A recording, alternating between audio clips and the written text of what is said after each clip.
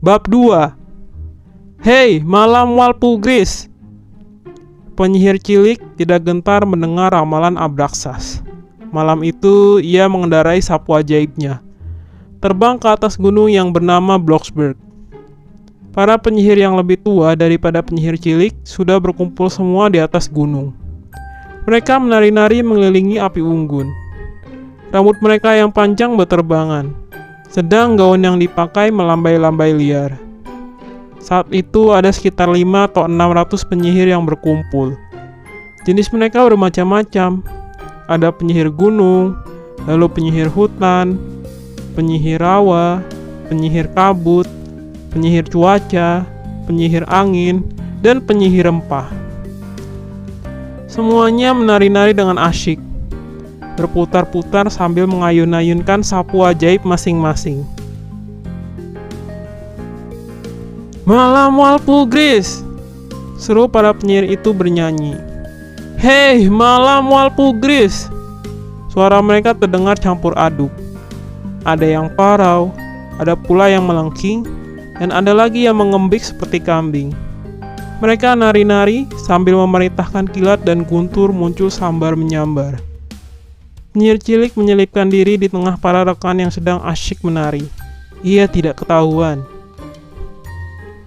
Hei, malam Walpurgis, serunya menyanyi dengan suara lantang. Ia ikut berputar-putar mengelilingi api unggun. Sambil menari, ia berpikir, coba Abraxas bisa melihat aku sekarang. Pasti matanya akan terbelalak, seperti mata celepuk hutan. Sebetulnya, ia bisa tetap tidak ketahuan, tapi malang baginya. Ketika sedang menari-nari itu, ia berpapasan dengan bibinya, Rumpumpel. Bibinya itu penyihir cuaca. Bibi Rumpumpel tidak punya humor. Penyihir itu so aksi dan jahat.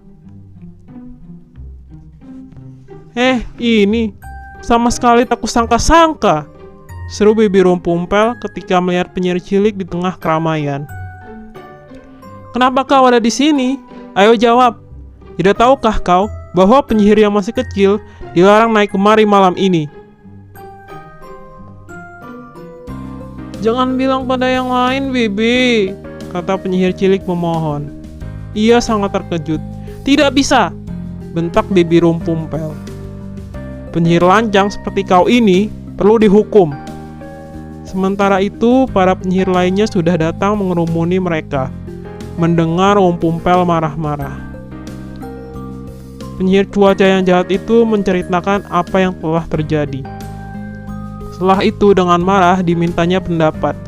Apa sebaiknya yang harus dilakukan terhadap keponakannya yang bandel itu? Ia harus dihukum, seru para penyihir kabut serempak. Ia harus diajukan ke depan penyihir tinggi, pekik para penyihir gunung. Sekarang juga kita ajukan dia ke penyihir tinggi. Ya, seru semua penyihir. Tangkap dia, lalu seret ke penyihir tinggi.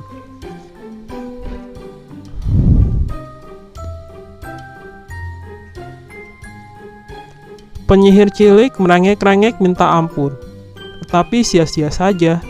Bibi Rumpumpel memegang tengkuk penyihir malang itu dan menyeretnya untuk dihadapkan pada penyihir tinggi. Penyihir ini bergelar begitu bukan karena tubuhnya yang tinggi, melainkan kedudukannya. Ia kepala semua penyihir.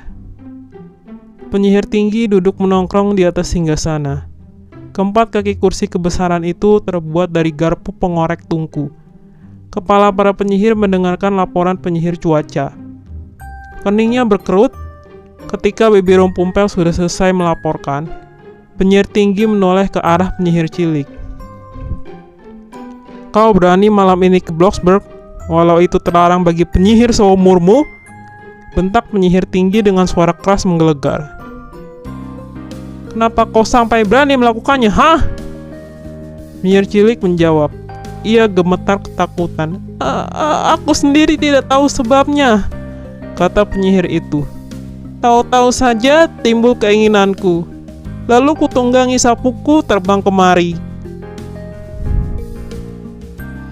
Kalau begitu, cepat kau tunggangi lagi sapumu itu, lalu terbang pulang.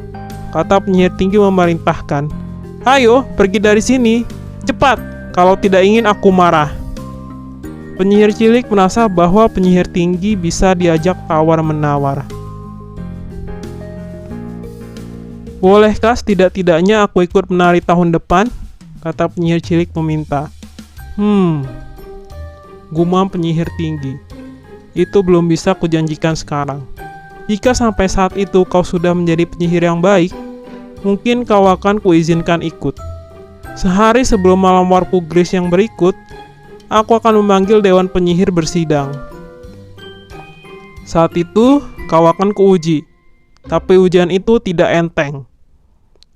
Terima kasih penyihir tinggi, kata penyihir cilik. Terima kasih banyak.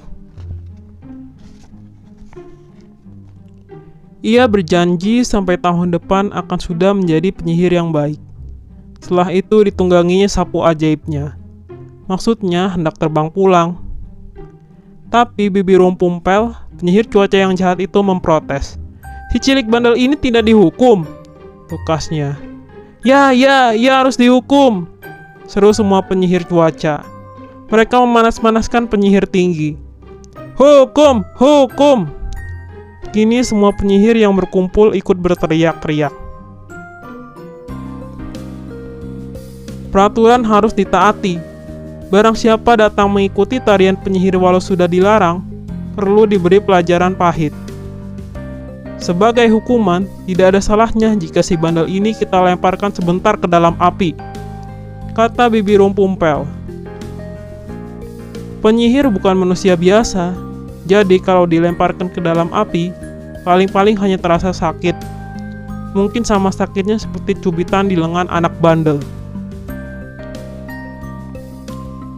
Bagaimana jika kita kurung selama seminggu? Kata seorang penyihir lainnya. Entah kenapa penyihir jenis ini disebut penyihir garing. Ia meneruskan, di rumahku ada kandang angsa yang saat ini kebetulan sedang kosong. Aku tahu akal yang lebih baik, kata seorang penyihir rawa. Serahkan saja dia padaku, nanti kubenamkan dalam kubangan lumpur, sehingga hanya kepalanya saja yang tersembur keluar. Tidak, jangan, bantah para penyihir rempah. Serahkan saja pada kami, biar kami cakar habis-habisan mukanya. Jangan cuma itu saja, sergap para penyihir angin. Ia juga perlu dipukuli dengan ranting-ranting kayu, desis para penyihir gunung. Dan juga tangkai sapu, kata Bibi Rumpumpel menyarankan. Penyihir cilik menggigil ketakutan mendengar segala ancaman itu. Bisa gawat keadaanku jika begini, katanya dalam hati. Perhatian, kata penyihir tinggi, ketika semua penyihir sudah mengucapkan pendapat mereka. Jika kalian menghendaki penyihir cilik ini dihukum, Ya, kami menghendakinya, kata penyihir beramai-ramai. Suara mereka hingar-bingar, tapi Bibi Rumpumpel yang paling nyaring suaranya. Kusarankan agar sapunya kita ambil, lalu kita suruh dia pulang berjalan kaki, seru penyihir tinggi menyambung kata-katanya yang terputus. Ia akan harus berjalan 3 hari 3 malam sebelum sampai di rumah. Itu sudah cukup. Belum, teriak Rumpumpel penyihir cuaca. Tapi menurut yang lain-lain, hukuman itu sudah cukup berat. Sapu penyihir cilik dirampas. Sambil tawa-tawa, para penyihir lainnya melemparkan sapu kendaraan penyihir cilik ke dalam api. Lalu mereka mengucapkan selamat jalan kepadanya.